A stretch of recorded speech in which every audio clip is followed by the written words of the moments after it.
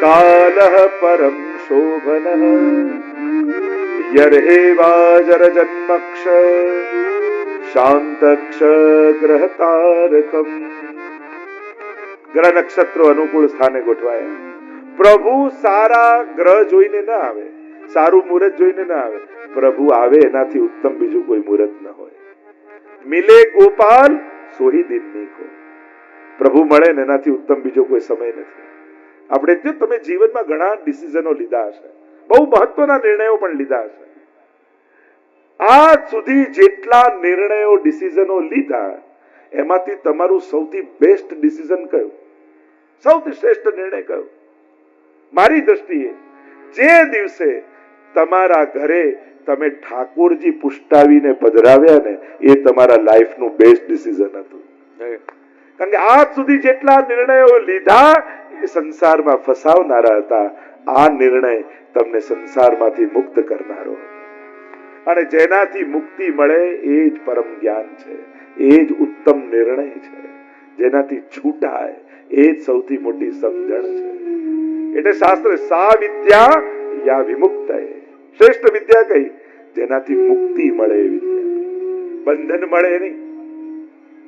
જીવનનો શ્રેષ્ઠ નિર્ણય તમે જે દિવસે નક્કી કર્યું કે બા તમારા ઠાકોરજીની સેવા હવે હું કરીશ, એમ જે દિવસે વહુએ કહ્યું ને એ વહુનો શ્રેષ્ઠ નિર્ણય હતો.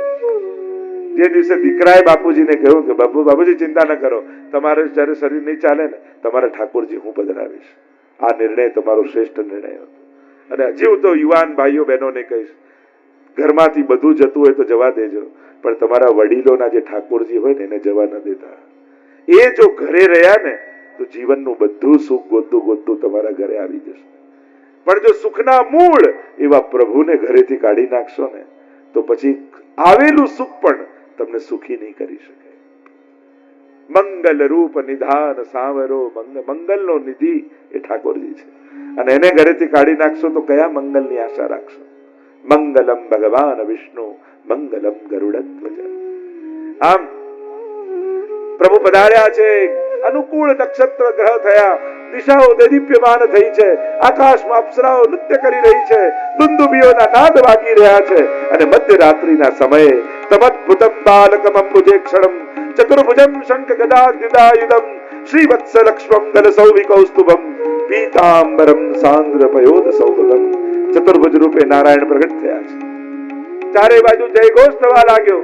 વસુદેવ દેવકી પર કૃપા કરવા માટે પરમાત્મા આવ્યા છે. પ્રભુએ કહ્યું કે તમે મારા જેવો પુત્ર માંગ્યો હતો, પણ મારા જેવું બીજું કોણ હોય, એટલે હું પોતે જ આવ્યો છું. પરમાત્માએ આજ્ઞા કરી, માયાનો જન્મ થયો છે ગોકુળમાં, એમ કરો કે મને ગોકુળ લઈ જાઓ, માયાને અહીંયા લઈ આવો. છાબમાં વસ્ત્ર બિછાવ્યું, લાલનને પધરાવ્યા, માથે લીધા અને એક વૈષ્ણવ જેમ ઝાંપીજી માથે રાખીને વ્રજયાત્રા કરવા નીકળ્યો હોય એમ વસુદેવજી ઠાકોરજીને મસ્તક પર લઈ અને વ્રજની તરફ પ્રયાણ કરી રહ્યા છે. જ્યાં ઠાકોરજી માથે આવ્યા તો બધી બેડીઓ ખુલી ગઈ. યમુનાજી કલકલ કલકલ કરતા ઉછાળાઓ લઈ રહ્યા છે પ્રભુના ચરણોનો સ્પર્શ કરવા માટે.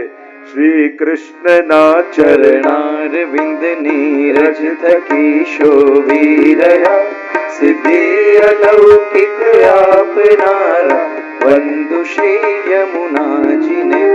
સુપુષ્પની સુવાસથી જંગલ બધું મહેકી રહ્યું, ને મંદ શીતલ પવનથી જલ પણ સુગંધિત થઈ રહ્યું. પૂજે સુરાસુર સ્નેહથી વળી સેવતા દૈવી જીવો, વંદન કરું શ્રી યમુનાજીને, શ્રી કૃષ્ણ આશ્રય. પ્રભુના ચરણોનો સ્પર્શ કરીને વહેવા લાગ્યા યમુનાજી. આવ્યા છે વસુદેવજી નંદાલયમાં, પધરાવ્યા લાલનને, લીધી માયાને, પાછા આવ્યા કારાગૃહમાં. બધા દ્વાર બંધ થઈ ગયા અને માયાએ રડવાનો અવાજ કર્યો. દોડતા આવ્યા દ્વારપાલો, જઈને સમાચાર આપ્યા કંસને. મારવા માટે આવ્યો કંસ, જ્યાં પછાડવા જાય આકાશમાં અષ્ટભુજાળી માયા થઈ. મૂર્ખ, તને મારનારો તો ક્યારને બીજે પહોંચી ગયો છે. બધા અસુરોને ભેગા કર્યા છે અને અહીંયા રાત વીતી છે, સવાર થવાની તૈયારી છે. આખી રાત્રિ નંદ બાબાને મંગલ સ્વપ્નો આવ્યા છે. એક નાનકડું બાળક, ગુંગરાળા સુંદર કેશ છે, મોટા મોટા નેત્રો છે, કાજળ લગાડ્યું છે, સુંદર મધુર સ્મિત કરતું કરતું ચરણમાં સુંદર નુપુર ધારણ કરીને છમ છમ છમ છમ